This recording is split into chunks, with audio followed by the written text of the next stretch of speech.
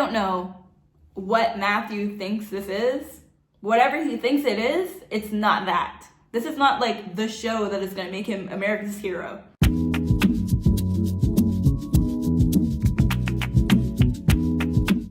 Okay, welcome back to another video. I honestly want to get into it. You all know the YouTuber blah blah blah, like, subscribe, all that bullshit. Open the episode on Johnny playing chess with himself. Guy thinks he's so funny. But whatever, it was cute. And then Jeremy and Trevor are chatting. And then Matthew just sits there and looks in his journal. I'm telling you, this man is journaling like everything about everyone because he wants to know. He's plotting. How is he going to take over the entire Love is Blind cast? How is he going to crawl into their skin at night? And so the two of them start to tease Matthew and just be playing with him, poking him, whatever. And Matthew's like, would you stop? And Jeremy's trying to sit on Matthew. Like, this is not the man to do this with. You think that he's a fun, goofy guy? He is not. Bro. And I've seen that Matthew is active on social media. He would go on Netflix posts on Instagram and say that they edited him wrong. So Matthew, if you come across this, these are all jokes. These are all jokes, my love. I am scared of you, but I don't think you're actually gonna kill anybody. Well, at least you haven't yet. Anyways, and I don't know what the photographer was doing on the day they did their cast pictures, but Jeremy looks a lot better in person. He's saying that he's this wild guy. Jeremy, you are about as wild as strawberry and jam toast. So Jeremy has a date with Laura. He gets in there and calls her Sarah. And then he's trying to play it off no, I knew it was you, Laura. I knew it was you. Jeremy, you did not know it was Laura. Come on. I feel like she would have respected you more if you would have just been well, honestly, it didn't matter at that point. You already fumbled. Laura was like, why would you guess if you weren't sure? He was sure. Surely wrong. Laura talks about how she doesn't like a messy home, how she might have OCD, undiagnosed, whatever. I don't really get the compulsive part of the OCD that she's describing. Seems like you're just a clean freak or just obsessively clean, which is fine. There's nothing wrong with really liking a clean house. People with OCD will wash their hands until their skin peels off. So I think you're good, Laura. Jeremy's I'm a clean guy. I never go to bed with stuff in the sink, and I have 2 vacuum robots. One of the girls is complaining that in the lounge, the girls talked about men. This is a dating show. What the fuck are you talking about? Of course you're gonna talk about men. It's a dating show. They're dating men. And after that, Jeremy has a conversation with Sarah, the girl he actually likes, and they're talking about moving in and lifestyle stuff. Meanwhile, when he was with Laura, he was just talking about robot vacuums and the collar of his shirt being too small for his big fat neck. So I think it's very clear. It is very clear who Jeremy actually likes. Hopefully he doesn't, pull a Zach. So I said a million times that I didn't want to hear anybody sing, but Amy and Johnny were having a date and he was singing some songs, that Christmas song about 3 kings. It was pretty cute. Amy talks about how her brother has autism and ADHD, and so they were playing this card game. Her biggest fear is that her brother passes away or gets hurt. Her father is the primary caretaker for her brother. If her father passes away, she becomes the primary caretaker, and so her husband would also be involved in that whole situation. And so her fear is that her husband in the future would not actually be completely supportive of that. And that is a very real fear. And that is something that I'm really glad they talked about. And Johnny was very good about it. He received it very well. He didn't come off like Jimmy does, where he's just saying oh, that's so good, that's so fine, I'm fine with it. Because Jimmy, with every woman, to me, just seems like he's people-pleasing, and I don't really respect that. But Johnny really seems genuine. Johnny did say something suspicious. He said that if he would have heard this 2 weeks ago, he would have written her off. And I'm you did not do that much growth in 2 weeks. So that was a little weird to say. So AD is talking to Alejandra about Matt again, you know, blabbing the same speech to Amber. I don't know why she hasn't told Amber at this point. Honestly, maybe she's just better at holding her cards than me, because as soon as Amber started talking, I would have been like, he said what? You know he said that to me, yeah? Maybe she just wanted to be able to confront Matt first. AD also self-admits that she likes to fix men. She calls herself a fix-a-hoe. Let's not do that anymore, please. But I'm like literally crossing my toes every time I watch this show to make sure that you're okay, AD. I think every single Black woman watching this show is like having heart attacks wanting you to be okay. So AD is confronting Matt finally, and this man is so flushed when she confronts him, and he's like, was it Amber? Obviously. And you know, notice in the last episode, I think, he tells AD, like, you're not gonna go blab to the other women about this, are you? And she's like, no, I'm gonna keep it to myself. I'm gonna keep it to my heart. Amber doesn't feel that way. I bet you told the same thing to Amber, but Amber was a blabbermouth. Amber was excited. She said, Matt was talking about running away and stuff. And then Matt gets into semantics with AD and starts talking about, well, I didn't say this to her. I didn't say I wanted to call my mom when I was talking to Amber. I didn't say XYZ. Like, it's you, AD. It's all about you. First of all, it doesn't matter, because you told AD it is you or nobody. You or nobody. You or nobody does not mean you and maybe Amber. That's not the same thing. He's crying, doing his whole semantics thing. And he starts like talking to AD like a therapist. He's like, I know you feel betrayed.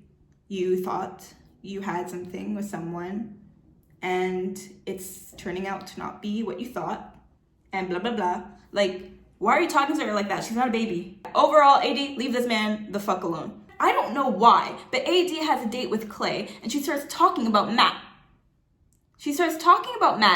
And I think she talked about Matt for way too long, and in way too much detail. But I also think that Clay's reaction was scary. This man starts pacing around the room. What the fuck does that have to do with me? Why are you talking to other men? You don't like me? You don't like me? Nigga, calm down.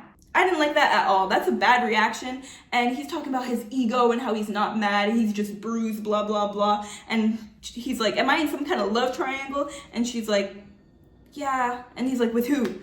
With Matt. This guy goes, Matt. Who the fuck is Matt? Matt? This man said, I know, you fucking lying, and gets up and starts pacing again. That was the blackest reaction I have ever seen. Anyways, Clay doesn't believe that Matt is competition to him. Well, he is now, so what are you gonna do about it, Clay? Clay's ego is very high, and though I understand that Matt is scary and weird with all the men, like, he's weird with men, which is weird. Yeah, I wrote in my notes that, like, Clay was basically whipping her with words, like, just flashing her with words, and it's like, nigga, calm down. I think Amber was really, really hurt because they finally, AD, Amber, and Alejandra are all together talking about the situation, and Amber is so hurt that she leaves, and I am so proud of Amber. I am so proud of Amber that she just took her shit and left. She was like, I don't have time for this, and she bounced. Back in the men's lounge, Clay is acting like Kwame, walking in there like he's a super villain and he has an enemy that he needs to defeat, the enemy being Matt. Bro, stop bullying the school shooter. You know what happened to Drake. So Kenneth and Brittany have a date, and Kenneth and Brittany are very cute. Both of them have experienced loss at a young age of a parent, and they both believe in God, and they're both in the school system working. Like, it really seems like it's all flowing well. Brittany tells a story about how her mom is a twin because they're talking about kids and stuff, and Brittany's aunt passed away in a car crash, and Brittany was born on her aunt's birthday, and she apparently is exactly like her aunt that passed away. And that was a very cute story. I don't know, I really like Kenneth and Brittany. Johnny and Amy have a date, and Johnny accidentally tells Amy that he loves her. That was very cute. Jimmy and Chelsea have a date, and they apologize to each other, although I don't know why. Chelsea was apologizing, and Jimmy, he did need to apologize because he was just being weird, but it was just a nothing burger. Jimmy, during this date, however, almost talks about how he has a connection with Jessica, and it gets really awkward, and he's like, yeah, let's switch the subject. Chelsea says that when she's working, she often gets mistaken for this celebrity, but it's only because they have blue eyes and dark hair. And this guy's like, what celebrity? And Chelsea has the audacity to say MGK's wife. This guy Jimmy goes, Megan Fox? Chelsea, you know how we say that Jay-Z is Beyonce's husband? We don't say Beyonce is Jay-Z's wife. Yeah? Yeah. And don't act like you don't know who the fuck Megan Fox is. You know MGK, but you don't know Megan Fox. Be for real, girl. And you don't, and you shouldn't have said that, even if you clarified very clearly that it's only because of the blue eyes and dark hair and you don't even see it. Now that's in his brain. Don't give men a visual, or they're gonna hold on to that visual, because you do not look like Megan Fox at all. At all. So back in the ladies' lounge, Jessica's crying because she misses her daughter. I don't know why you did this experiment if you can't handle it, girl. I'm kidding. It's very sad that she misses her daughter. But yeah, she goes into a date with Jimmy and she's still crying about her daughter. And Jimmy's like, okay, let's talk about your daughter. Jimmy and Jessica talk about siblings. Jimmy had 5 other siblings, and his eldest sister was adopted from his mom's previous relationship. So she was her stepmom, and then she adopted her and became her adoptive mom. And Jessica really is touched by this story because Jessica is also adopted because both her parents did drugs, and then she got taken away. Father went to prison. Then she went back into custody with her father, and then her father took his own life. And yeah, and she got adopted. She was pregnant at 17 with her current daughter. And if she hadn't gotten adopted, the baby would belong to the state. So she considers adoption such a beautiful thing. It was a very beautiful story. Honestly, I feel like Jimmy just needs to go for Jessica if he really is fine with the whole kid thing. And yeah, leave Chelsea alone so she can go with Trevor, because that seems to be going good. Next up, Johnny proposes to Amy. It was beautiful, beautiful, cute. Love it. I don't really like Amy's dress at the reveal, but that has nothing to do with anything. That's just a random thought. So back in the men's lounge, Clay is sitting like a villain. Matt is sitting like a evil mastermind villain. And Trevor offers him a sandwich, and he doesn't say no thank you. He just says no. The fuck is wrong with you? And then he left his journal that they all have on the couch, and Jamal's like, hey Matt, you forgot your journal. So Matt goes to get it and then just walks away, and Jamal's like, you're welcome. Matt is rude, like absolutely rude. So Amber, as you guys know, she left the experiment. Matt hears about this, and he's in a date with AD talking about, Amber left. And AD's like, oh, she did? And he is distraught. Like, it's not real tears, but he is upset that his narrative that he's trying to build on this television screen of mine is not working out for him. He's literally talking like a crazy person, talking like, America loves an underdog. America's gonna love me. America. Like, calm down. What are you talking about? This guy's talking like an insane person. He's too aware of the cameras, and AD pointed it out too. Yeah, he breaks up with AD, and it's like going back to the men's lounge talking about, I'm gonna find Amber. You better not. Amber, you better change your number, your locks, and everything about yourself, because that man's coming for you. I'm scared. That was the end of the episode. Honestly, Matt needs to get off my screen. Hopefully this isn't a Zach and Bliss situation where he's gonna meet up with, or a Uche and Aaliyah situation where he's gonna meet up with Amber outside of the experiment, like after the pods, because I don't want to hear it, I don't want to see it. And that's not good for Amber either. Because, I don't know, Amber had the strength to leave, but maybe seeing that this man is chasing her is gonna make her want to come back. Obviously, there is that whole aspect that we're on TV and people love that, so I don't know, man. That was the episode. Subscribe, like, comment, hit the bell for more to get notified. I really am excited to see where this season goes because it's looking like a mess. It's looking like a whole mess. Thank you for watching. Bye. Love you.